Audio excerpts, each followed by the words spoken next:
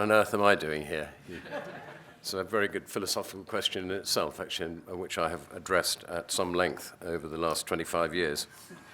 Some of you probably not old enough to have come across a guy called William Woolard, but those of you who are older and remember a program called Tomorrow's World might know of him. And Woolard was a rather good-looking guy, and he was a scientist and a fighter pilot he'd been, and he had a very good television career. He was, quite good, as a good-looking chap and articulate and all that. Anyway, he eventually met the woman that he was to marry, and he fell completely in love with her. And they got married, and about 2 years after they'd been married, she said to him, "William, you might find this a little bit strange, but I think I'm becoming a Buddhist." And he smiled and sort of quivered a bit, but kept his tongue, and he went back to his room, and he thought, "This is awful. My wife's become a complete lunatic. What am I going to do?" And he said, well, what I think I'll do is I will study Buddhism as a scientist and a rational human being. I'll study it in depth to find what the flaws are, and then I'll explain to her logically and clearly why she's wrong and why she's made a terrible mistake. I won't shout at her, I'll just keep that to myself. So for 2 years, he read every book going on Buddhism and became a complete expert in the subject, and try as he might, he could not find the flaw in the philosophy. And so he became a Buddhist.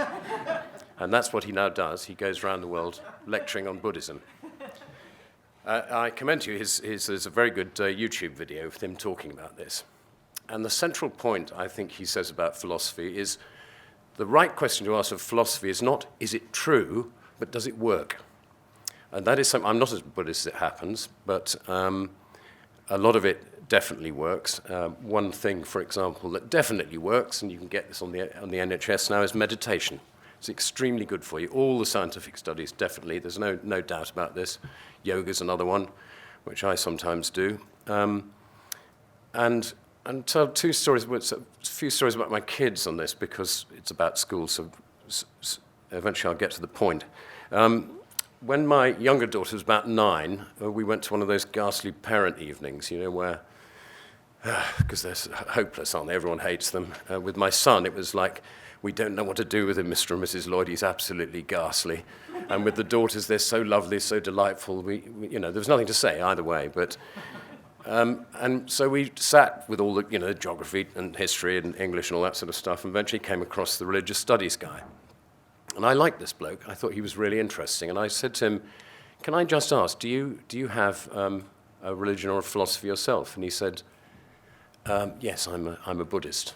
I said, "Oh, that's really interesting." And he said, "But I'm not really allowed to say so, because what had happened with this guy, he had decided to give the children some practical philosophical benefit to teach them how to meditate at 9. And they all absolutely loved it. It's very, very good for small children too. But one little sneak went and told her mummy, who was a heavy-duty, hard-line Christian. And those guys think that meditation is essentially satanic, because it's sort of Hindu tradition and so on. And so the teacher was commanded not to teach meditation anymore, which is a great loss, I think. Because that's a thing that does work.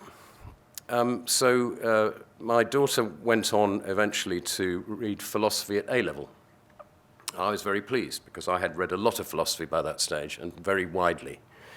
It was an extraordinary thing. When we started QI, we had 2 researchers fresh out of Oxford. One was a historian, and the other had read philosophy.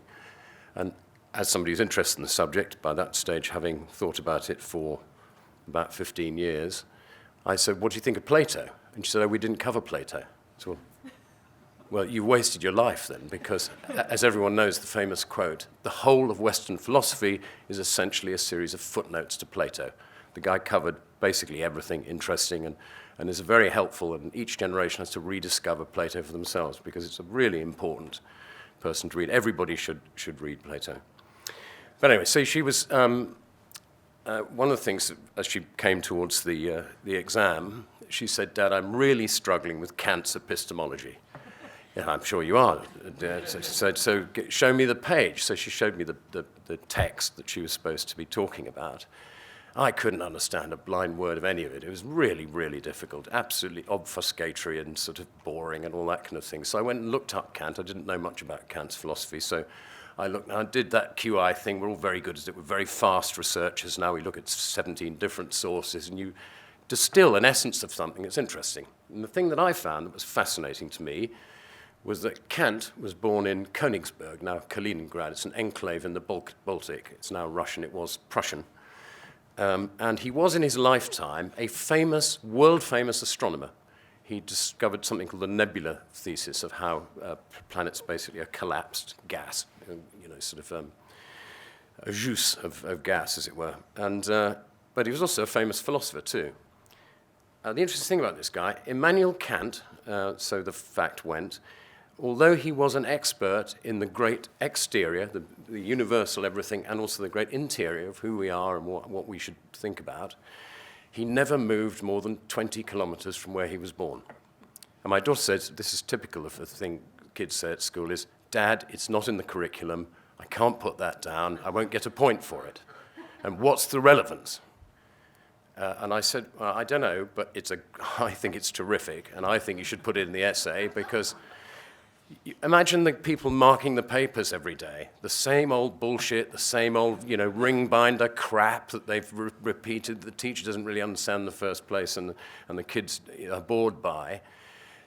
You, as a teacher marking papers, you come across that as the first sentence. The rest of it is irrelevant. And anyway, she got an A star in philosophy, and I think there was a lot to do with that. Because, you guys are doing an amazing thing. I'm completely on your side about philosophy in schools, but the other thing is I've spent a lot of time thinking about what a QI school would be like, because I was traditionally, smart kid at school. I don't know why. I kept passing exams. I kept winning scholarships. I didn't really work very hard. I just didn't find the work terribly difficult, and I've got a very good short-term memory. So I worked out quite quickly. You repeat back what you've been told, and you get good marks. That's a terrible waste of a life, and school certainly didn't teach me how to think, not ever. It taught me how to remember, or to remember more, to remember better, remember the right things. I really started learning how to think when age 42. It's an interesting number because I was actually in the room when Douglas had the idea that 42 was the answer to life, the universe, and everything. He was my best friend at the time. Hitting 42 for me was a complete disaster. I woke up on Christmas Eve and I couldn't see the point of being alive. Everything, the meaning of life just completely escaped me. I was incredibly angry and resentful and depressed for quite a long time. And I sort of came to philosophy as a kind of emergency, really. So for me, philosophy is the stuff that works is the good stuff. I really don't care about Kant's epistemology, honestly.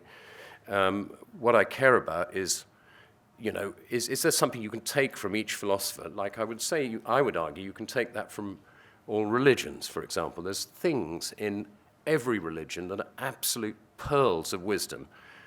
One of which is, for example, Islam. Do you know the word jihad? Everyone knows that. We all know jihadi Jack and jihadists and all that kind of thing.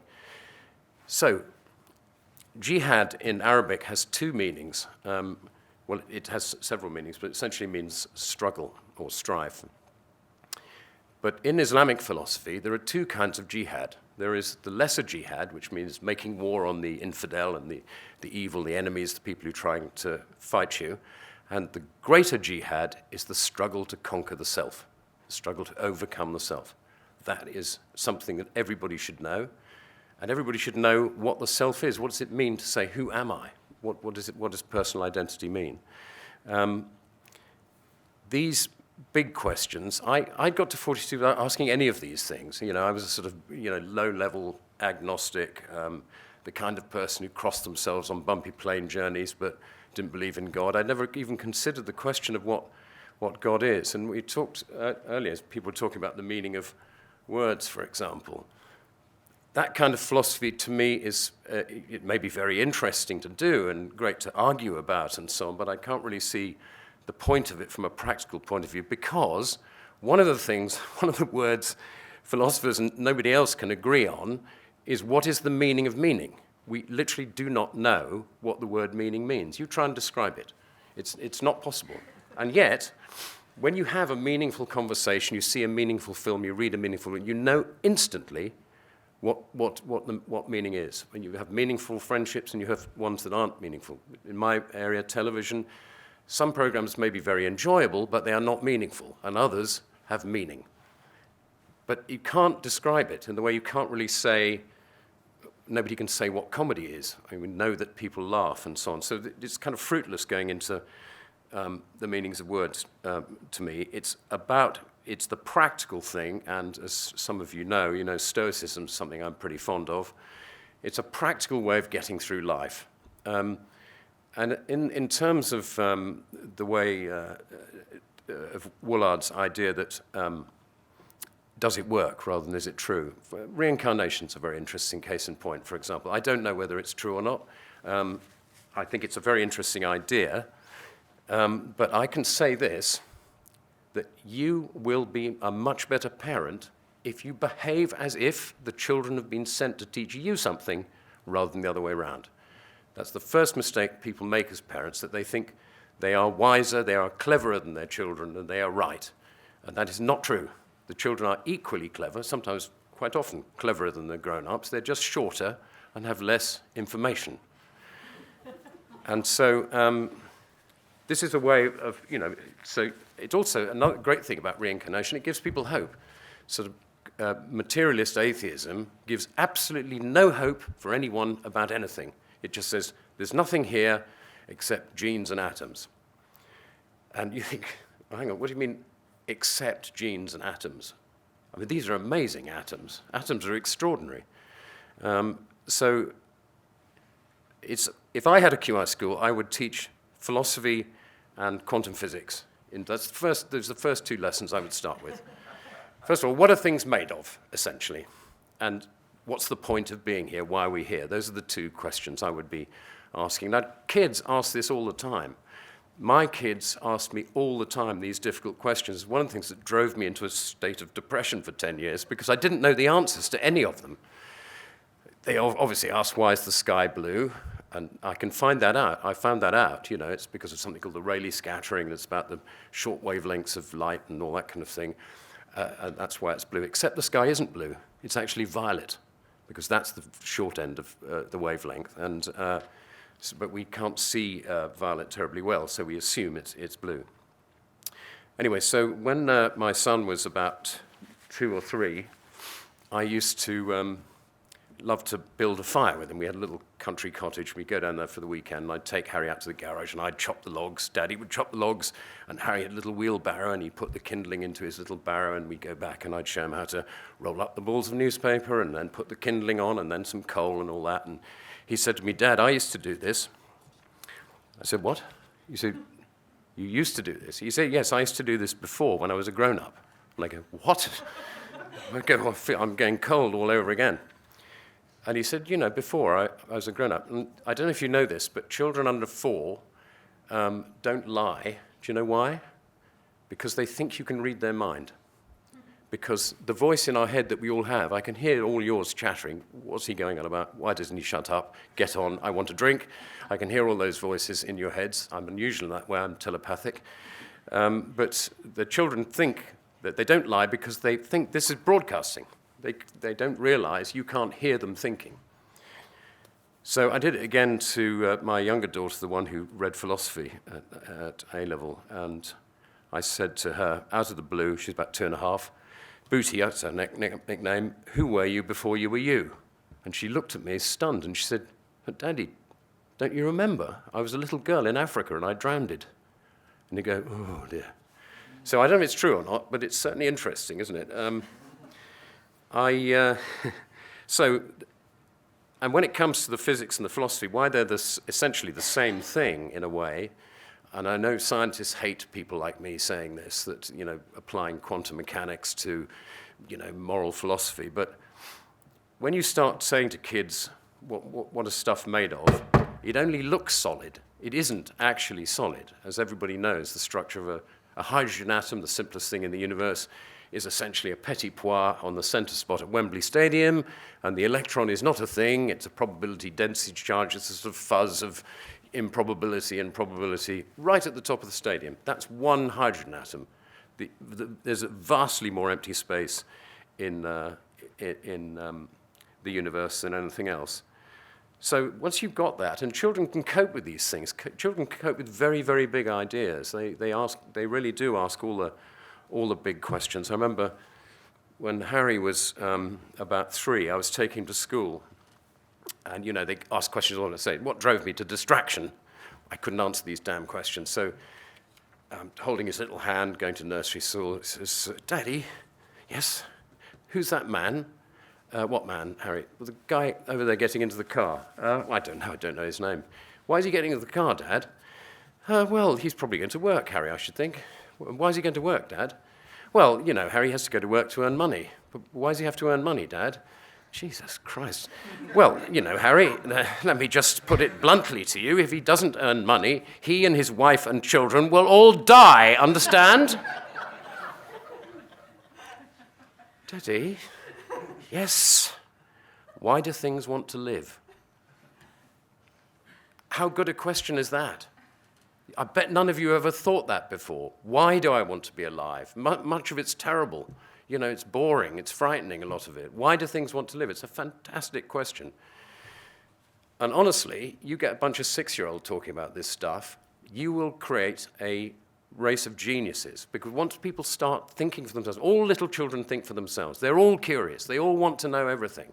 And the stupid bloody grown-ups don't know the answers. So their answer is, shut up. When Harry was about 10, I had a fight with the geography teacher because he didn't give me first prize in the school's quiz because I found out where he'd got all the questions from, and they were all wrong, or 3/4 of them were. Who invented the scissors? Leonardo da Vinci. He didn't invent the scissors. They're older than the pyramids. It's ridiculous. Anyway, so I had a vendetta with this guy. And I was researching earthquakes, and I discovered that, as far as we know, there are no tectonic plates anywhere in the universe apart from on Earth.